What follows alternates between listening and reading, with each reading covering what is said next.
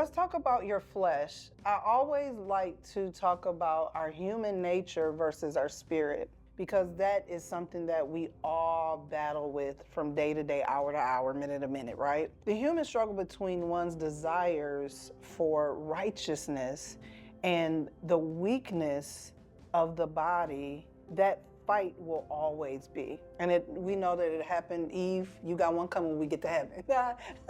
We gonna love you, Eve, we gonna love you. But we know that it happened in the garden. We know what happened. The serpent, people got manipulated. They shouldn't have got manipulated. They got manipulated. So there will always be a fight with humanity there.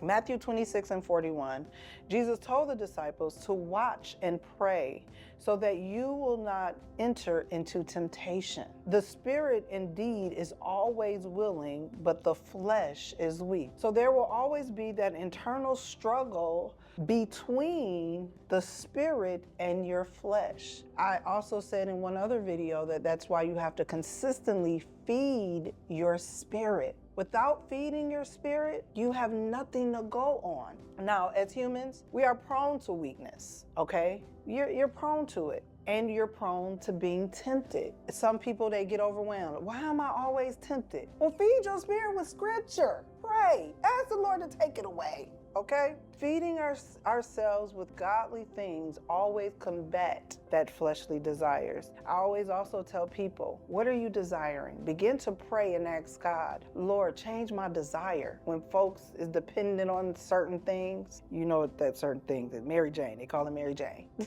Little nickname, terrible joke. But when you get addicted to Mary Jane, you have to pray and ask God, Lord, take the desire, because it is from your desire, your fleshly desire, that is making you want these things. Now, to overcome the weakness, we said, let's talk about Paul in Romans 7:18. Let's go there really quick. Paul was something. I don't know if he was almost no, Peter was my favorite, I think. Peter, I get them confused. Peter was my favorite. Peter was something else. 7:18, but we talking about Paul today. I know that nothing good lives in me. Ooh,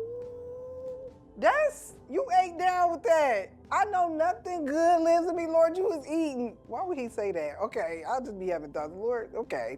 I know nothing good lives in me. That is my sinful nature. That's the sucky part. It is our sinful nature. For I have the desire to do what is good, but I cannot carry it out.